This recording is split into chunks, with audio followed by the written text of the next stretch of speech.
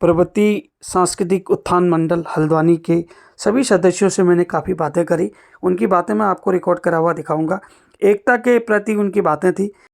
हर शहरों में जो भी संस्था बनी है उनमें एकता रहे और एकता से उन संगठनों का कार्य चलता रहे।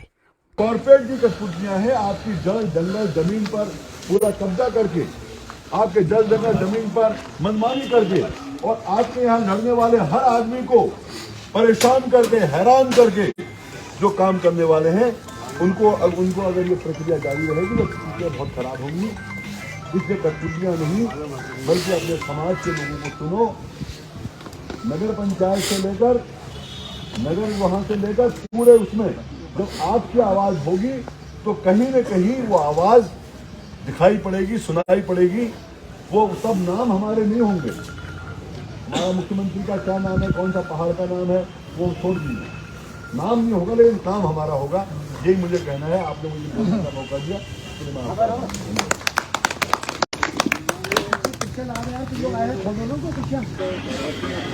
इस पावन दिवस को सबसे पहले मैं प्रणाम करता हूँ और यहाँ पर जो उपस्थित सभी जन समुदाय को मेरा प्रणाम। सर्वप्रथम जैसे अभी तक हमारे इतने वक्ताओं ने जो बात कही, सबसे मेन बात है हमारी संस्कृति और अपनी जड़ों को बचाना। अभी तक हम लोग क्या करते आए हैं कि उसने ऐसा कर दिया, उसने खा लिया, इस मंच में सबकी रोजी रोटी चल रही है।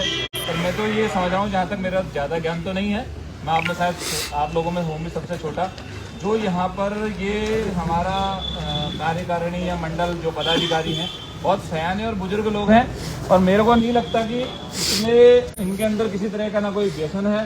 मतलब इतने स्वच्छ छवि के लोग हैं कि ये खाएंगे क्या और खिलाएंगे क्या वाला काम है। तो ये तो खाली आरोप मारने की बात है। सबसे पहले तो ये कहा जाता है कि साहब मंच वालों ने ये खा दिया और वो खा दिया। मुझे नहीं लगता मेरे अपने हिसाब से कि क्या खा दिया हुआ, यहाँ खाने के लिए है क्या। अब समस्या कहाँ पर आई कि हमने अपने मंच को ताकत नहीं दे पाए।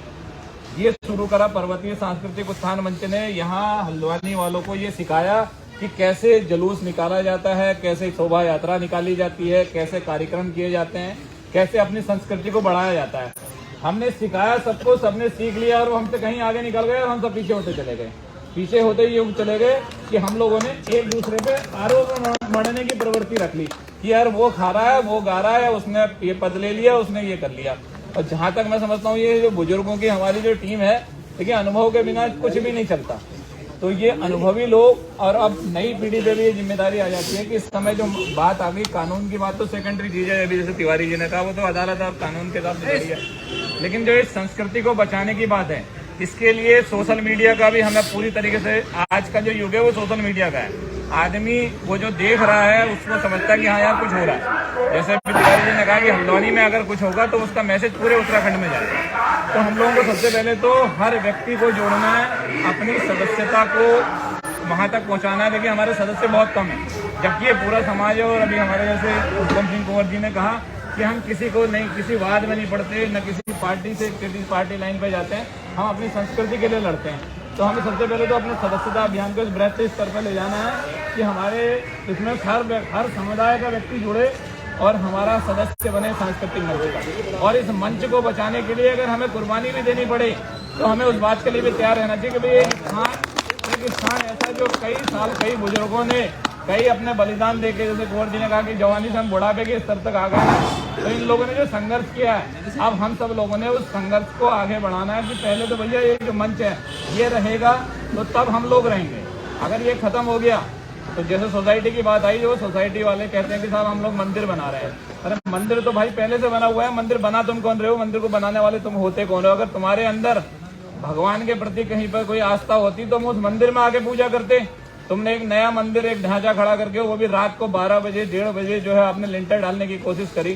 तो प्रशासन से भी मैं निवेदन करूंगा कि देखिए गलत लोगों का साथ दे करके आप, जैसे अभी तिवारी जी ने कहा कि भैया जिसका सत्ता है वो कुछ भी कर ले रहा है, तो ये यहाँ पर भी ऐसा ही हो रहा है। तो हमें उसके खिलाफ लड़ने के लिए हमें और अब मजबूती के साथ खड़ा होना पड़ेगा, क्योंकि हमारे सामने जो ये रखी गई है व्यवस्थाएं, खुद स्टे दिया गया, खुद उस पर कार्रवाई करने के बजाय निर्माण करवाया गया।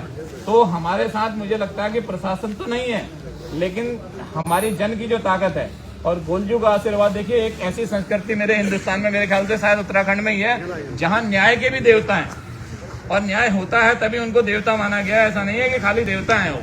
तो न्याय के देवता है, पहले तो हमें इस बात का ध्यान रखना चाहिए कि हम जो लोग ऐसा कर रहे हैं उनको भगवान सन्मति दे, उस बात को समझें कि भाई हम गलत काम की तरफ बढ़ना। अगर उन्हें किसी तरीके से दिक्कत है वो यहाँ पर आके कमेटी के सामने अपनी बात को रखेंगे, साहब तुमने ये गलत कर दिया, तो उनको बताया जाएगा भाई गलत कहाँ पर किया। खाली आरोप लगाने से कि साहब ये कर दिया और हम तो मंदिर हैं, ये लोग मंदिर के विरोधी हैं, मंदिर का विरोधी मुझे नहीं लगता यहाँ पर कोई है। हम केवल अपनी संस्कृति को बचाने के लिए एकजुट हुए हैं और हम सबको खड़ा होना है और अपनी सदस्यता को बढ़ाना है। सबसे पहले तो हमें ये ध्यान रखना है कि भाई हमारे सदस्य जैसे लोग, हमें उस संख्या बल को, हर बच्चों को भी समझाना कि भाई पर्वतीय सांस्कृतिक उत्थान मंच जो है हमारी जड़ है, और जब जड़ ही नहीं रहेगी तो वृक्ष कहाँ से रहेगा। तो इस बात का ध्यान रखते हुए सब लोगों को इस बात को ध्यान में रखते हुए कि हम अपनी संस्कृति को बचाने के लिए किसी भी बड़ी से बड़ी कुर्बानी के लिए तैयार रहना है। जो हमारा बुजुर्गों की टीम है वो हमें आगे को क्या करना है, इसके लिए हमें दिशा निर्देश करें। हम तन मन और धन से, तीनों से जो है हम इस मंच को बचाने के लिए पूरी हमारी भी कोई संस्था है, बड़ा गर्व होता था। हमारे बच्चे पहले बहुत बच्चे देखने आते थे, रोड में बच्चों की लाइन लगी रहती थी। और उत्तरायणी का मेला आया नहीं, हमारे बच्चे छोटे छोटे थे, चलो उत्तरायणी दिखाओ, हमको मेला दिखाओ, मेला दिखाओ। ये लेकिन धीरे धीरे खराब होता है। तो ये परिस्थिति में आएगी एक दिन यहाँ पर विस्फोटी हो जाए अलग, और कोई सरकारी संस्था इस पर कब्जा जमा ले। तो साथियों, अभी भी जागरूक होने की जरूरत है। हम लोग संगठित रहें और सदस्य अभियान बढ़ाएं, और नेतृत्व जो करता, हम लोग बाहर से होते थे, इससे ये खा लिया वो खा लिया, और कोई कुछ नहीं खाता। इससे क्या मिलता है? खाता कोई कुछ नहीं है, लेकिन वो आदमी काम करता है, नजरों में खटकता है। किसी काम करने वाला बेमतलब खटकता है। जो आदमी काम करेगा, किसी भी संस्था के लिए काम करेगा, वो कभी कुछ नहीं खाता। बोल रहे हैं हमारे परिवर्तित सांस्कृतिक खाने में तो कई धंधे हैं, जिससे सबका लाइव हो रहा है। कमाए, रेता बस्ती का धंधा है, लकड़ी का धंधा है, शराब का धंधा है, दूसरे धंधे तीसरे धंधे, उसमें कमाएगा। इस संस्था से क्या मिलेगा भाई उसको? कितना कमा लेगा? तो साथियों, 2-4 मिनट तो बैठ लो। बैठ के एकता बनो। एकता है, अगर हम सब एक हैं तो किसी की हिम्मत नहीं है कि हमारी ओर आंख दिखा दे। इसलिए सब साथियों को एक होना है। चाय दे दो यार। और यहाँ पर कोई अगर खटास हो गई है आपस में, उसको दूर किया जा सकता है। हम लोग आए हैं, उसको दूर करें। आप लोग, जो संस्था बनी है बनी रहे, और जब नियत समय पर इसकी चुनाव की प्रक्रिया है, चुनाव होते रहें। और पहले से 20 साल 50 साल हो गए, मेरे ख्याल से 30-35 साल हो गए, 40 साल हो गए। 40 साल से हमारे हर 2 साल में चुनाव होते रहते हैं। तो ऐसा मत करो यार कि बदनामी भी हो और चीज हमारे हाथ से निकले भी। ये हमारा पूरे पहाड़ का एक स्थान यहाँ पर है, और इस उत्थान मंच की वजह से पूरे पहाड़ में हम लोग पहाड़ की शान समझते हैं इसको। तो मेरा आप सब लोगों से निवेदन है, यहाँ पर कोई निकले और आंदोलन जो भी होगा, सरकार की इतनी हिम्मत नहीं है कि हमारे हाथ से इसको छीने। इसके लिए हम कुर्बानी देने को तैयार हैं भाई। किसी की हिम्मत नहीं है। हमारे आपस में ही अगर हमारे अंदर हुआ है द्वेष भावना है, तो निश्चित रूप से चला जाएगा। अगर हम लोग संगठित हैं, किसी की हिम्मत नहीं। तो साथियों, मैं ज्यादा कहते हुए अपनी बात को यहाँ पर विराम देता हूँ। जय हिंद।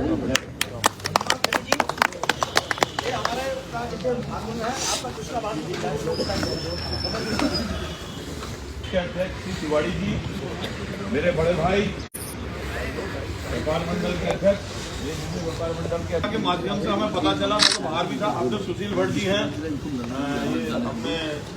आदमी को यहाँ बैठना चाहिए तो उधर घूम रहे हैं भाई। फफा देना, उधर टोपी पहन के उधर खड़ा है, 50 ये फीकी ये जी ले लीजिए इसमें। पैसा वो देता, बिहार में दिलाता हूँ, ये फीकी को घुमा दे। घटना घटी है तो हमें पहले आश्चर्य हुआ, मैंने कहा ये ऐसे कैसे हो गया।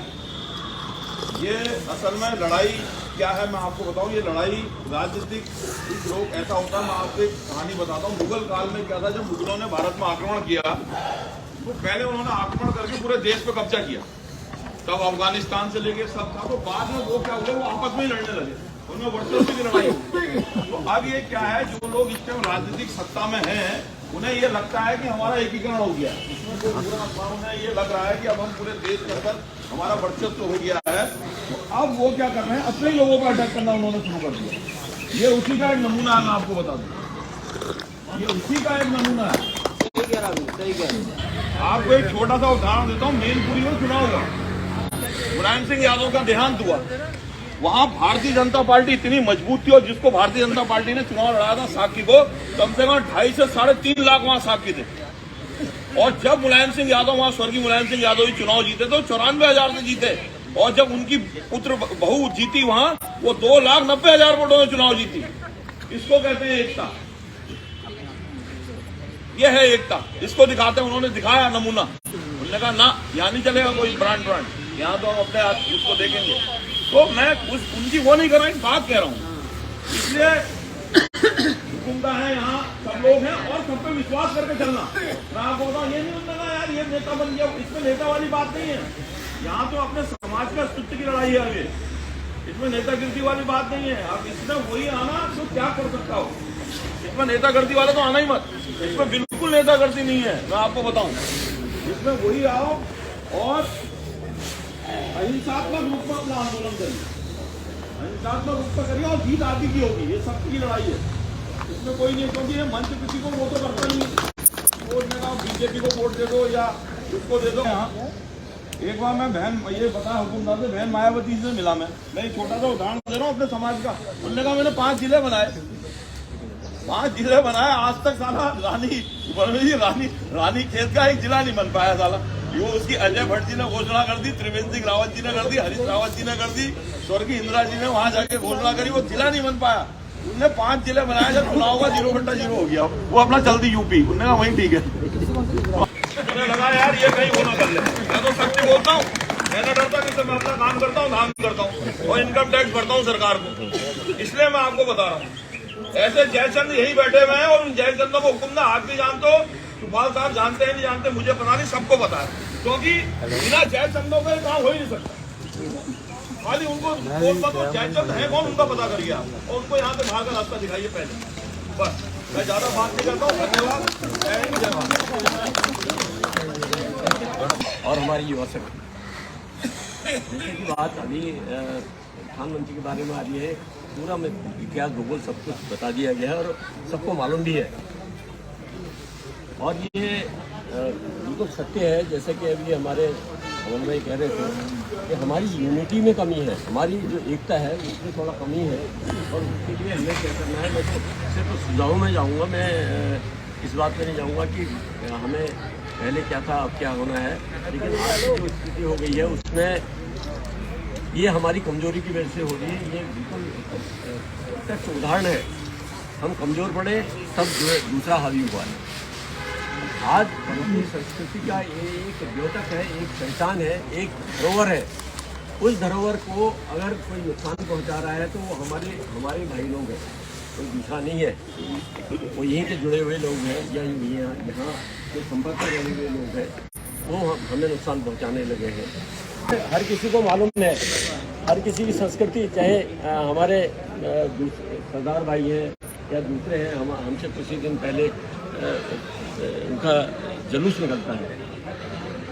तो मैं कई बार इस बात को कहता हूं कि भाई हमारी संस्कृति का, मैं हाथ जोड़ के सबसे कहता हूं कि पर्वतीय संस्कृति को अगर हम प्रदर्शित करते हैं तो उसका स्वरूप इतना बढ़िया होना चाहिए कि लोगों को लगना चाहिए। लेकिन होता क्या है कि एक भागी जाती है आधे किलोमीटर आगे, इन चीज़ों को आगे और आज बंदरपुरा में चिन्हीकरण वाली बात हो रही है, वो मुस्लिम समुदाय के लोग आज पूरे बाजार, पूरी सबके प्रतिष्ठान बंद है, वो उनकी एकता प्रदर्शित करती है।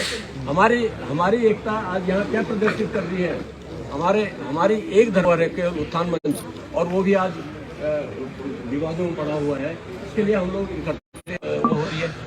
हमें इस बात को देखना चाहिए। अभी तिवारी जी इस बात कह रहे थे, तो कहने का मतलब यह है कि हमें ये देखना चाहिए कि हम कैसे आप संगठित हों। सबसे पहले हमें पर्वतीय समाज को संगठित करना है। उसको किस माध्यम से करें, इस पर विचार होना बहुत जरूरी है। और इसमें हमारा समाज बहुत बड़ा समाज है। आज यहाँ पूरे कुमाऊं क्षेत्र का हर क्षेत्र के लोग यहाँ पहुँच गए हैं। इतना मैं आप सभी का धन्यवाद व्यक्त करता हूँ। आपने मुझे समय दिया, धन्यवाद।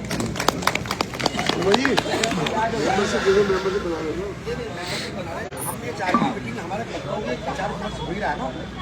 हम चाह रहे हैं कि 1 तारीख को एक हम बड़ा इवेंट करें। सुनो, बहुत नहीं जा पाएंगे ना, अब उनका है भी नहीं उम्र, जोश खरोश भी नहीं है खड़ा ना। एक टीम बना के 1 तारीख को बड़ा कार्यक्रम करते हैं यहाँ पर, कैसा मनोज जी है जी? दोस्तों नमस्कार, जय श्री राम, जय माता दी। इन सारी बातों से आप एक चीज़ तो समझ ही गए होंगे कि कोई भी संस्था से आप जुड़ें तो अपना तन मन धन से और एकता से जुड़ें। एकदम आपकी जो स्वेच्छा रहनी चाहिए वो ये रहनी चाहिए कि हर समाज के लोगों के प्रति आपकी भावना अच्छी रहनी चाहिए। और इसी भावना के साथ हर एक संस्था से आप जुड़े रहें, समाज से जुड़े रहें, समाज के कार्यों में जुड़े रहें। और यही उद्देश्य था इस ब्लॉग बनाने का कि मैं आपको इनकी सारी बातें आप तक पहुंचाऊं। आपको ब्लॉग पसंद आए तो ब्लॉग को शेयर करना और मेरे चैनल को सब्सक्राइब करना। ठीक है दोस्तों, थैंक यू सो मच। जय उत्तराखंड, जय देवभूमि।